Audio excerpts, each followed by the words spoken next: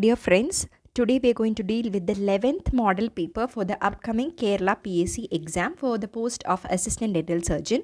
So, without wasting time, let's go to the first question.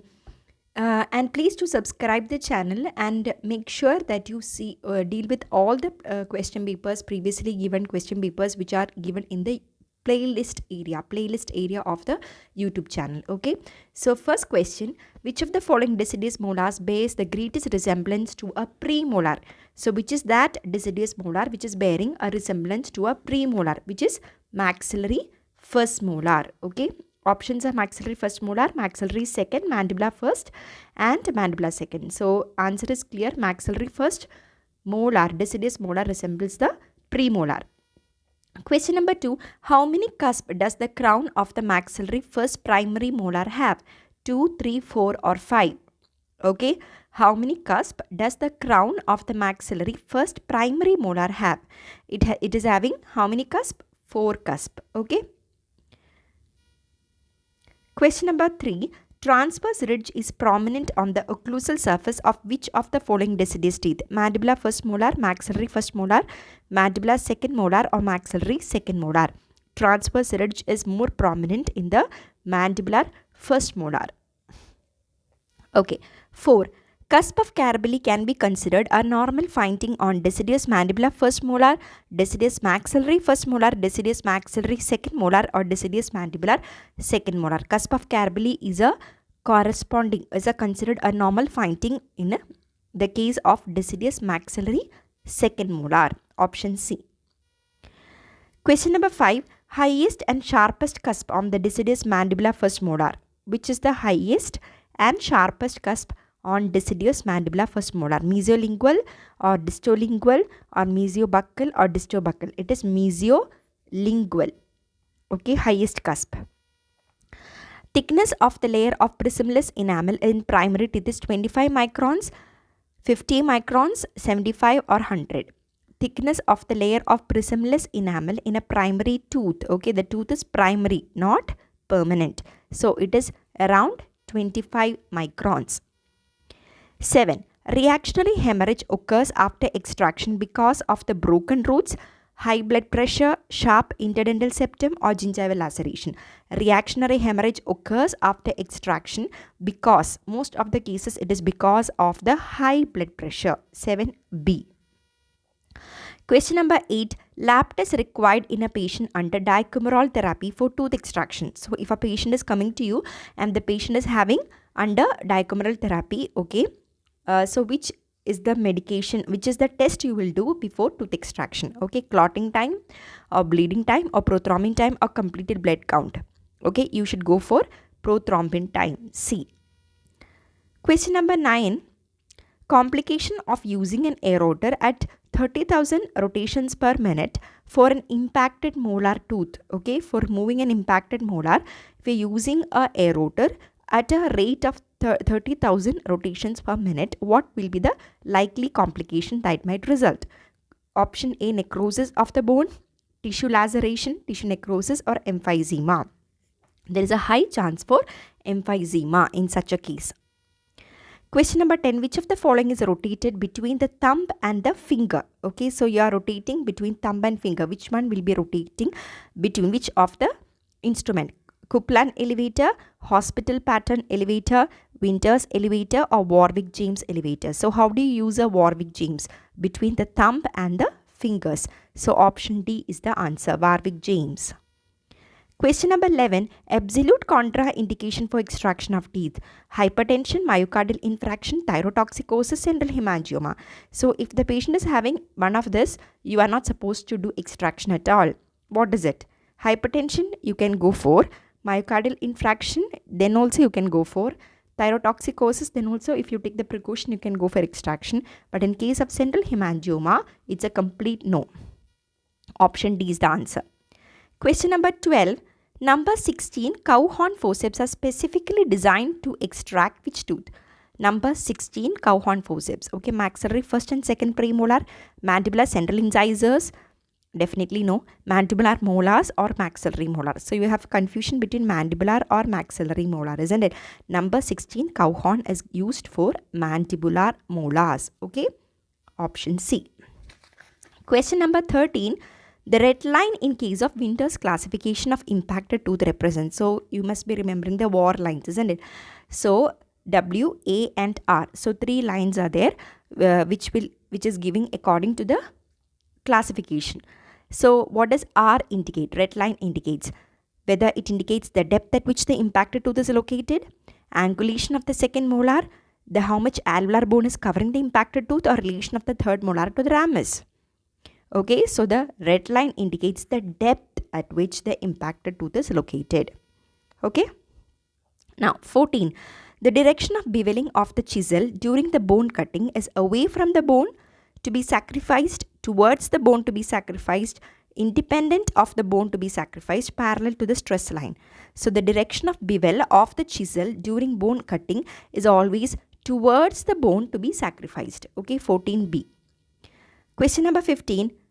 After surgery of a third molar, patches of anesthesia on chin is due to damage to. So even after the surgery of a third molar tooth, still the anesthesia remains on chin area. It might be due to damage to which nerve? Lingual nerve, inferior alveolar, mental nerve, or none of the above. So it might be due to damage to inferior alveolar nerve because the area is chin. Question number 16. Antibiotic coverage is mandatory before extraction in the following condition of the heart: ischemic heart disease, hypertension, congestive heart failure, or congenital heart diseases. So if you have something by birth, you have to go for mandatory, you have to go for an antibiotic coverage. So congenital heart disease is a mandatory condition where you should go for a antibiotic coverage before any kind of treatment, especially extraction. 17. The long winter elevators 14R and 14L, okay, that is 14 right and 14 left, were designed for the removal of mandibular molar, mandibular incisor, mandibular canine, none of the above. So it is designed for mandibular molar roots. Okay, so you should remember it is specifically they are asking about the roots. Okay, so which root? Mandibular molar roots. Okay, for the normal tooth you use which number? You use 16, cow horn, isn't it? You can use cow horn 16, but here they are asking about long winter elevators which are 14R and 14L, which is for mandibular molar roots. Okay. Question number 18. Cardiac dysarthria during extraction is caused by trochlear nerve, facial nerve, trigeminal nerve, oculomotor nerve. It is caused by a trigeminal nerve. C. Cardiac dysarthria during extraction is caused by a trigeminal nerve. Question number 19. In a patient who is on a long-term steroid therapy, what precaution is to be taken prior to tooth extraction? A patient is coming to you, patient is on a steroid therapy for a long duration. So what will be the precaution? Okay, whether you should stop the steroid before extraction? No, definitely you should not do that. Additional steroid should be given. More antibiotic coverage must be given, or continue the steroid as it is. Okay, so you have to definitely continue the steroid as it is. You're not supposed to stop it. But along with that, should you add a little more dosage? Yes. Okay, so since it is extraction, you should add a little more dosage, and then you should bring the dosage back to the dosage the patient is taking. Okay, so 19B is the answer. Question number 20. Post-extraction bleeding in a leukemic patient is due to what reason? Okay, so what is the condition in leukemia? There is increase in leukocytes, low calcium level, platelet disorder, or deficiency of clotting factors. So what is the reason why the patient will be having bleeding after extraction, leukemia? Because it is affecting the platelets. Okay, clotting is actually the function of platelets, isn't it? So whenever there is a deficiency, disorder with the platelet, there will be bleeding. So platelet disorder. 21. LA with longest duration of action. So among the given option, you should always consider the given option: bupivacaine, cocaine, lignocaine, prilocaine. So among the given option, the LA which is with longest duration is bupivacaine. Okay, 21A. 22. To give field block, LA is deposited near which area? So you're giving a field block. So LA must be deposited in the main trunk area, or large branch of the peripheral nerve, or small nerve ending superior ligament. Option C and D is never an option, isn't it? So you have a confusion between A or B. So to give a field block, Okay, just check the question once again. They're asking about field block. Okay, not the entire nerve block. So the field block is given when you deposit the LA near the large branch of the peripheral nerve. Okay. Question number 23. In anesthetizing a lower anterior, all of the following are indicated except, okay, so when you want to anesthetize mandibular, central and lateral, which is the technique used, except they are asking. So which is the technique which is not used? Fisher 1, 2, 3, yes, it is used for mandibular anteriors. Classical inferior alveolar nerve block, yes, it is used. Mental nerve block, no, mental nerve block is not giving innervation to the mandibular anterior. So mental nerve block, if you give also, it is of no use. So option C is the answer. Incisive block, if you give, it will incisive nerve is actually giving innervation to mandibular anterior. So when you give a block in that area also, the action will work. Okay, so option C is the answer. 24. The addition of hyaluronidase to a local anesthetic solution might increase the duration, limit the area of anesthesia, reduce bleeding, enhance diffusion of LA. Definitely it will increase the diffusion of LA. Option D is the answer. Okay, if you add hyaluronidase to the LA solution, what will happen? It will increase, it will diffuse more LA in that area. Okay, 24D. 25. The maximum dose of lignocaine without adrenaline. Okay, so check the clue in the question. Lignocaine without adrenaline that can be admitted to a patient. 4 mg per kilogram, 5 mg per kg, 7 mg per kg or 9 mg per kg. So with adrenaline you can give a maximum of 7, and without adrenaline you can give only 4. Okay, so the answer is A. 25A, 4 mg per kg. Okay. 26.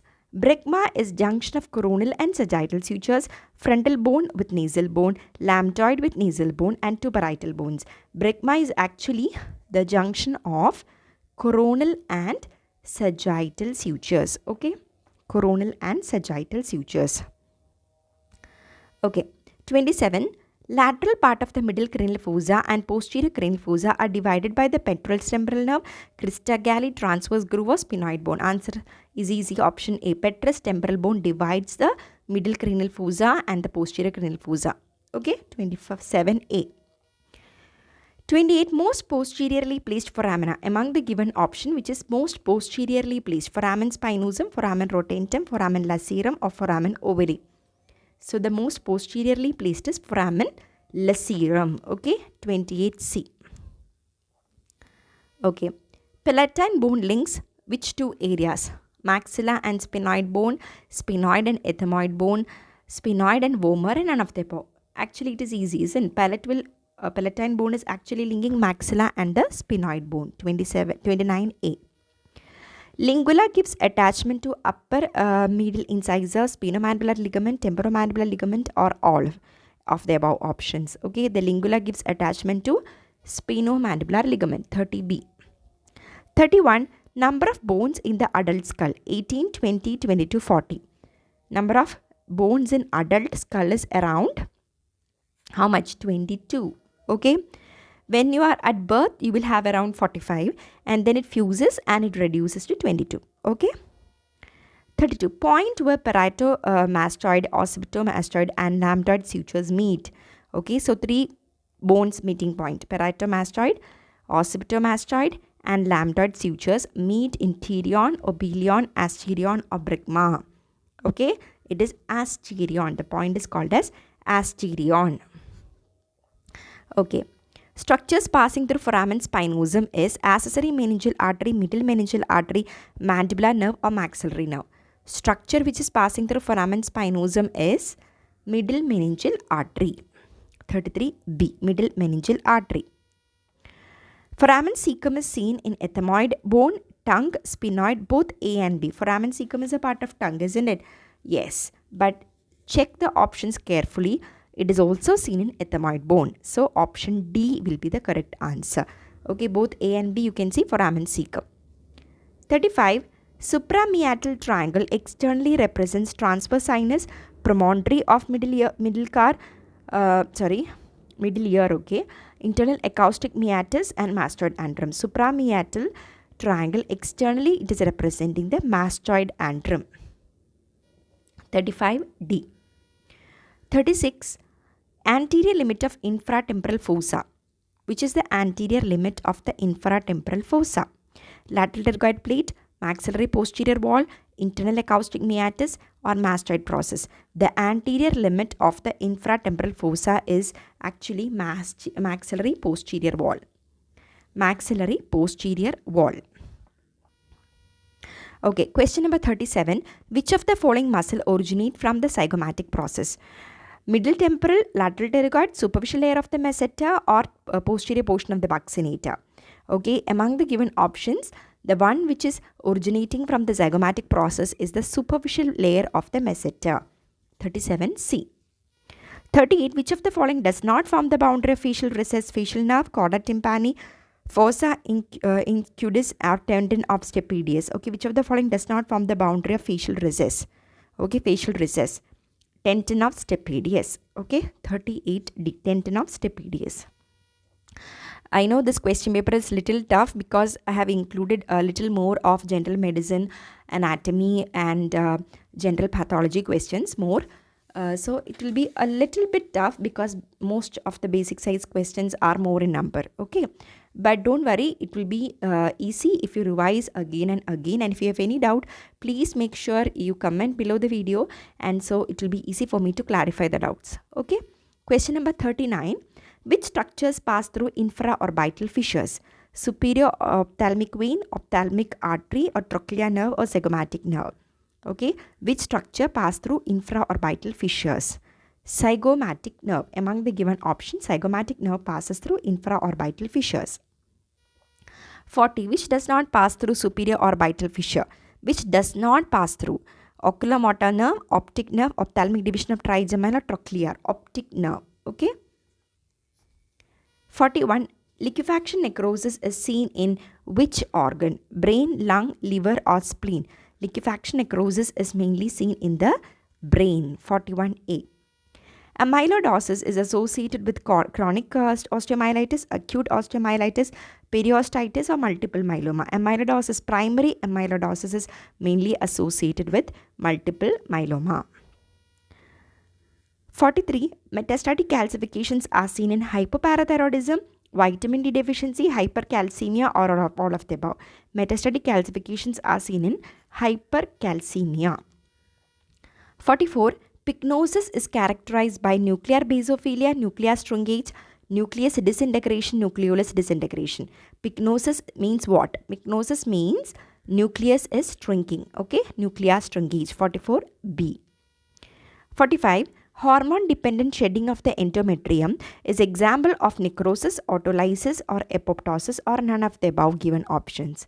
Hormone-dependent shedding of endometrium is an example of apoptosis. They are asking about the periods. Okay, normal menstrual cycle is actually an example of apoptosis. 46. Amyloidosis mostly occurs in which of the organ? Kidney, spleen, liver, or heart? Amyloidosis mostly occurs in which organ? Kidney. Okay, it mainly occurs in kidney. Okay. Most radio-resistant phase, G1S, G2M. S phase. Synthetic phase is the radio-resistant phase. Okay. 48. Secondary amyloidosis mostly occurs in which of the given options? Actinomycosis, tuberculosis, rabies, or secondary use. Okay. Secondary use. Secondary amyloidosis. They are not asking about primary. Secondary amyloidosis mostly occurs in tuberculosis. Okay. Mostly occurs in tuberculosis. 49. Thyroid effect of the heart is seen in. Thyroid effect of the heart is seen in fatty change, hyaline change, ME, or atrophy. Okay. Thyroid effect of heart is seen in that of fatty change of the heart. 50. The combination of rest pain, color changes, edema, and hyperesthesia. Okay, the combination of rest pain. So when do you see all these features? In a gangrene, or a pre-gangrene stage, or necrosis stage, or vasculitis stage?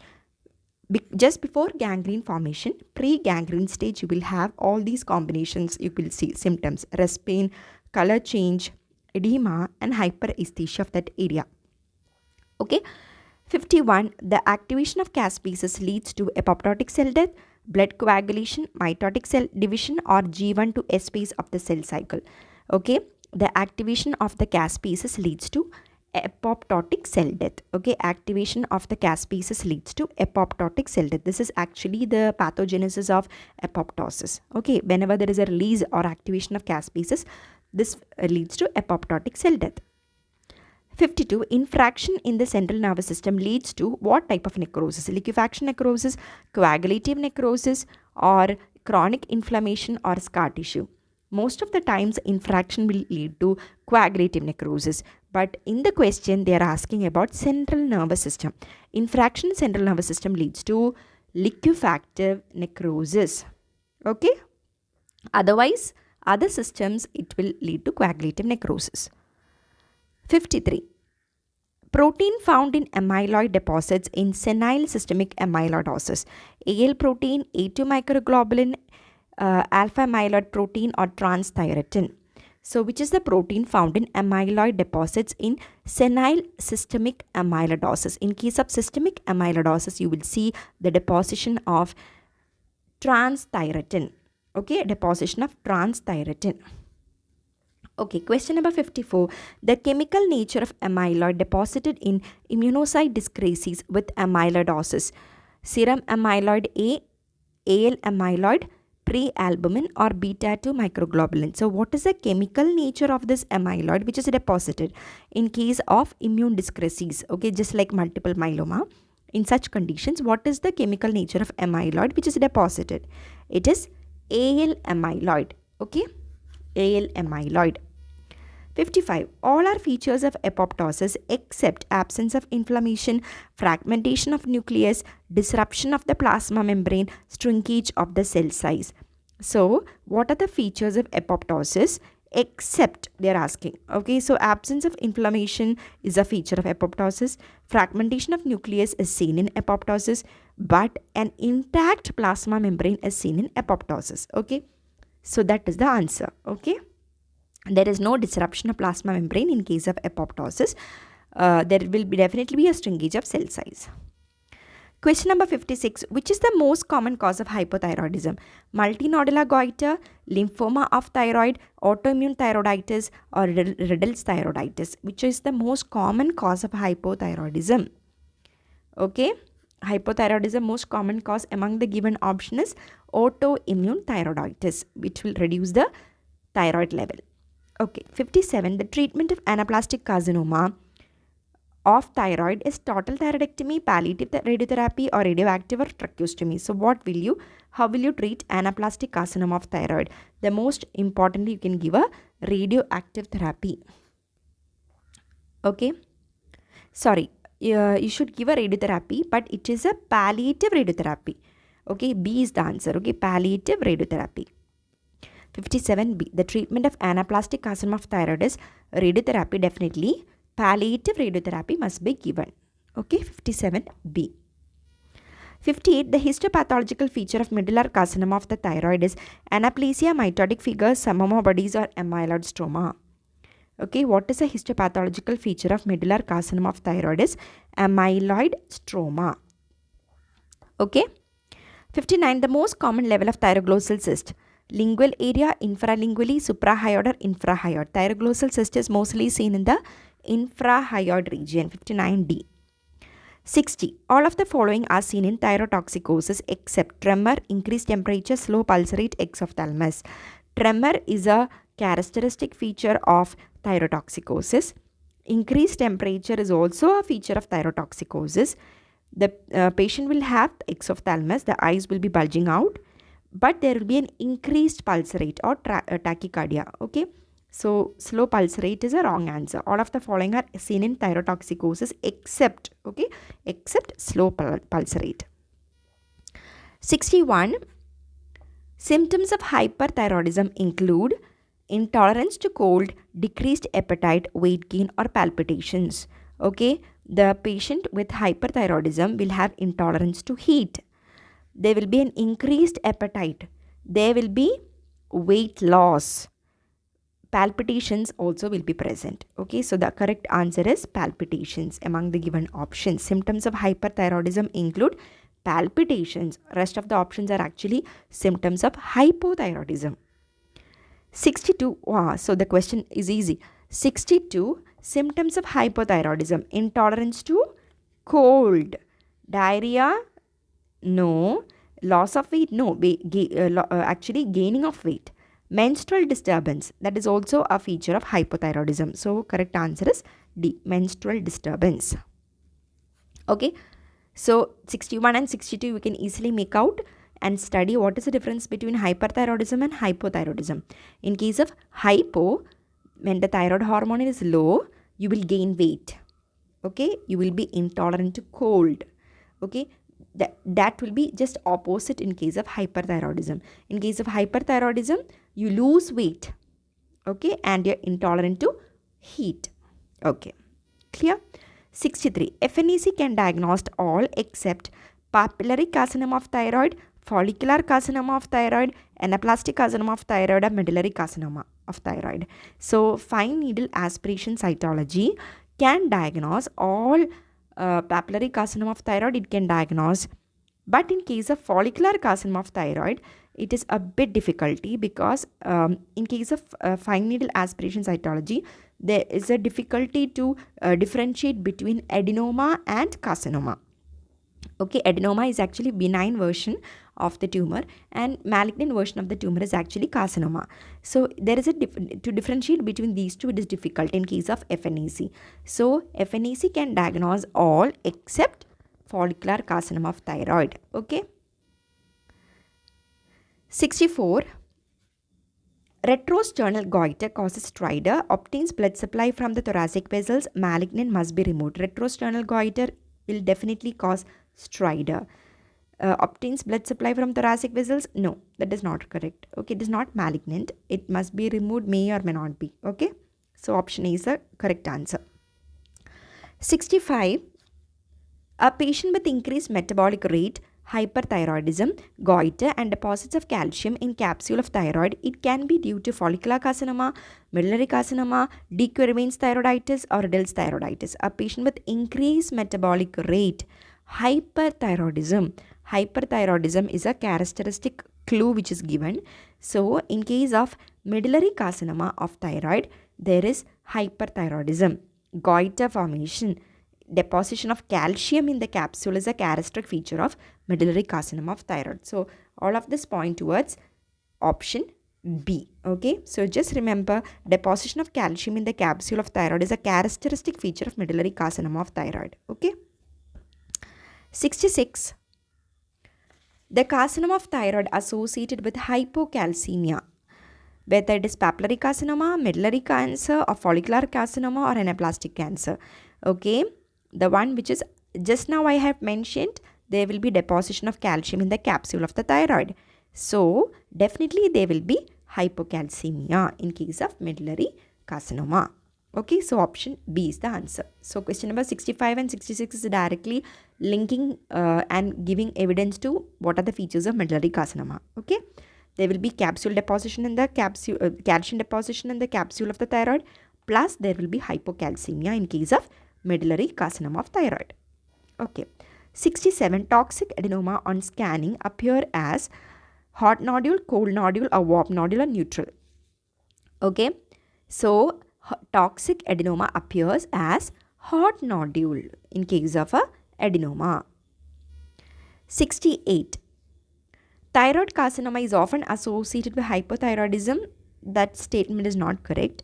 In case of medullary carcinoma of thyroid, it is associated. Produces hyperthyroidism, they are asking just the opposite. No, that is also not correct. Is usually euthyroid? Yes, that is a definite answer, is usually euthyroid. Okay, thyroid carcinoma is definitely usually euthyroid. 69. All are true about papillary carcinoma of thyroid except multicentric in origin, secondaries to lymph node, slowly growing, bony metastasis in early stage. All are true but about papillary carcinoma of thyroid except there is no bony metastasis. Okay, papillary carcinoma, it is multicentric in origin, Okay, you can see secondaries to the lymph node associated. It is also slowly growing. Since it is slowly growing, it is not so much of carcinogenic. So it doesn't go invade to bone very soon. So option D is wrong. 70. Thyroid storm is treated by following except aspirin for hyperpyrexia, propranolol, which means a beta blocker can be used. Dehydration is corrected. Yes, in case of a thyroid storm, dehydration has to be corrected. Sodium iodide and carbimazole is also given in case of thyroid storm. So the one which is not an option is A. Aspirin for hyperpyrexia is not required. 71.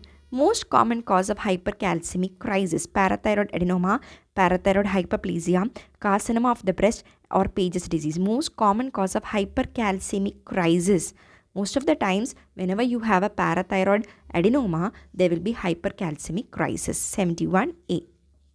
72. Maxilla develops from. So this question is easy. Maxilla is actually interchondral bone formation, intramembranous bone formation, cartilage replacement, both cartilage replacement and intramembranous. So you have a doubt between option B and D. Maxilla is intramembranous, purely intramembranous formation, or is there any cartilage replacement? In maxilla, you will find only intramembranous bone formation. Okay, 72B. Endochondral bone formation is seen in mandible. Okay, good. Condyle.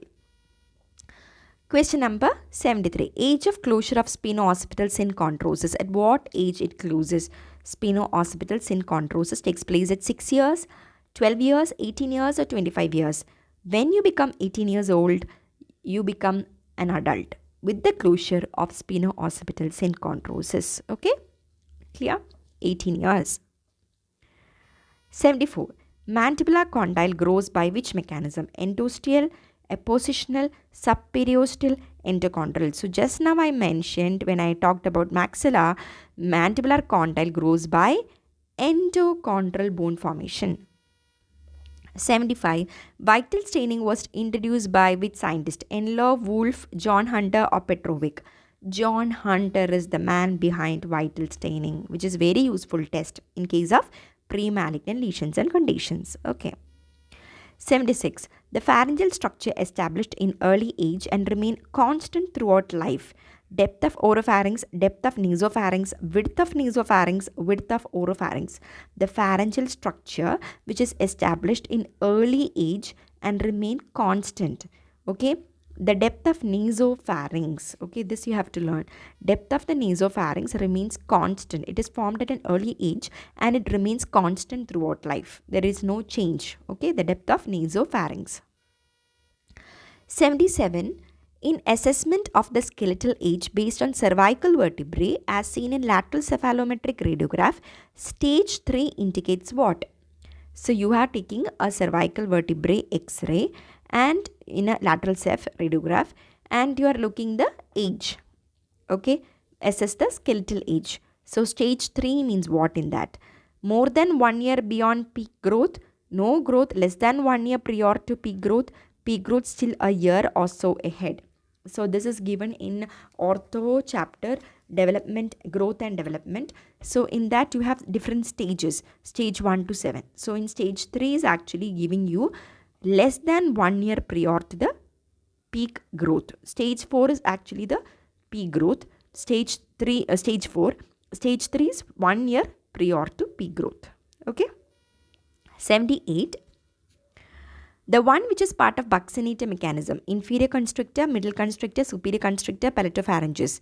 Superior constrictor. Okay, superior constrictor is a part of buccinator mechanism. Okay, superior constrictor. Other muscles which are part of buccinator mechanism are orbicularis oris. Okay. 79. Anterior arch width of the dental arches increases up to the age of 6 to 8 years, 10 to 12 years, 12 to 14 years, or 14 to 60 years. Dental arches width increases up to the age of 6 to 8 years. Okay. Question number 80. Earlier closure of suture is called as, this is an easy question.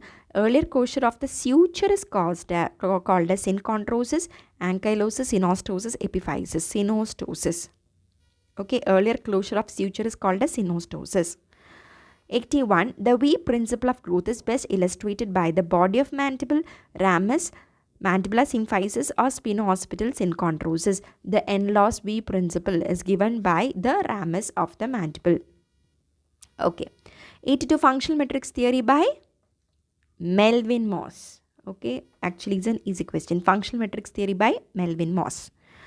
Question number 83. Oral and nasal capsule of the functional growth is related to periosteal matrix, sutural matrix, capsular matrix, none of the above. Oral and nasal capsule of functional growth is related to capsular matrix. Okay, you can refer the growth and development chapter of ortho.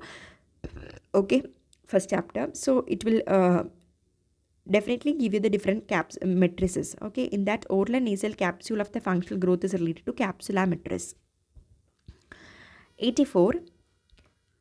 Remodeling theory of craniofacial growth was given by Brash, John Hunter, Vanderklu, Sitcher and Weinman.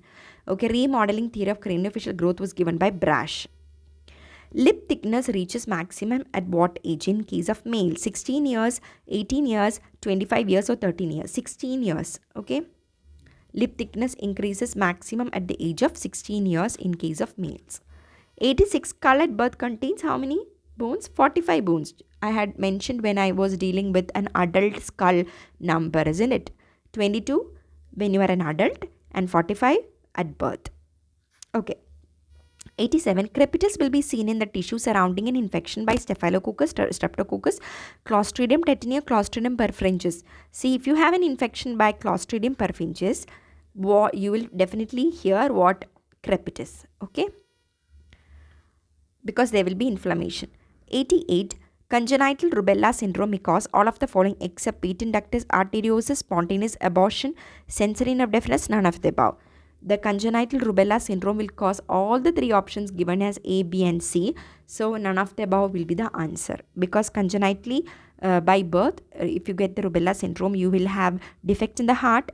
You will the child may get aborted, spontaneous abortion, then sensory nerve also will get affected. Okay, hearing loss. 89. All of the following statements are true for hepatitis E except commonest cause of epidemic in India. Yes, it is commonly seen in India. Affects children more than adults? No, definitely no. It is affecting more adults compared to children. Causes fulminant hepatic failure? Yes. Affects pregnant females and causes mortality? That is also correct. So they are asking except the one which is not true.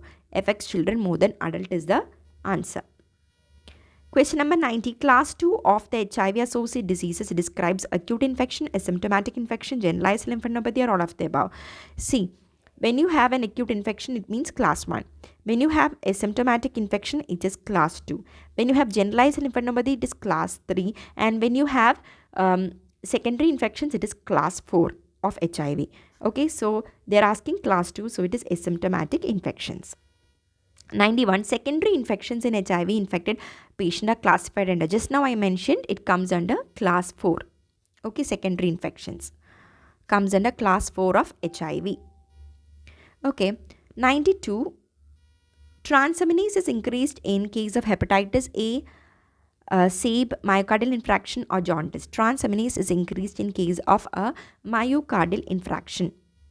Okay, 92C.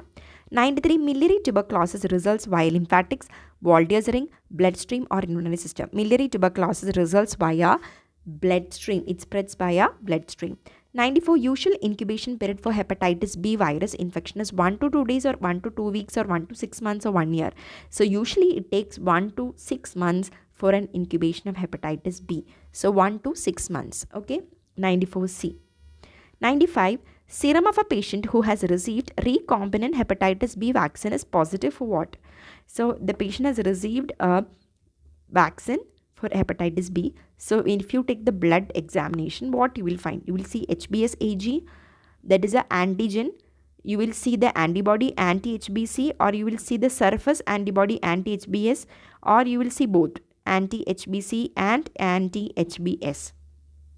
You will find only the surface antibody. So the option will be C, anti-HBs. Okay. 96. CSF glucose is normal in which meningitis? Okay, bacterial, viral, or what kind of meningitis will give you a normal a glucose level and a normal protein level in the CSF. Viral pyogenic tubercular or carcinomatous. A viral meningitis will give you a normal glucose and protein level in the CSF. Okay, that is how you differentiate between a viral meningitis and a bacterial meningitis or caused by any other reason. 97. Which drug act against Pseudomonas? Nafcillin, cloxacillin, methicillin or piperazillin? Okay, so you can go for piperazillin for Pseudomonas. Okay, the drug mostly used for Pseudomonas is piperazillin. Okay, 98. Commonest organism causing acute epiglottitis: Haemophilus influenza, cloxacillin, pneumonia or RSV. Okay, Haemophilus influenza causes acute epiglottitis. Okay, Haemophilus influenza causes acute epiglottitis. Question number 99. Which part of the spinal cord is involved in poliomyelitis? Posterior part, horn, lateral column, posterior column, anterior horn part. So in case of a polio infection, the which part of spinal cord is involved? Anterior part is involved. Anterior horn part of the spinal cord is involved. Last question, 100. Tertiary syphilis is most frequently involving the central nervous system, liver, testis or aorta. Tertiary syphilis most frequently involves the central nervous system. So you have three syphilis, isn't it? Primary, secondary and tertiary. Among that, tertiary syphilis is most frequently involving the central nervous system. So with this we come to the end of all the 100 questions. I hope all of you are revising the previous model papers. It will be very, very helpful for the PSC exam or NEET MDS exam, whichever exam is upcoming for any state PSC exams. So do revise all the PSC questions, model papers which are given in the playlist. Okay, so repeatedly watch them and do subscribe and give a thumbs up. And if you like the model paper setup, please comment below, and if you have any doubts also comment down below so that I can give you the explanation. Thank you so much. Bye bye.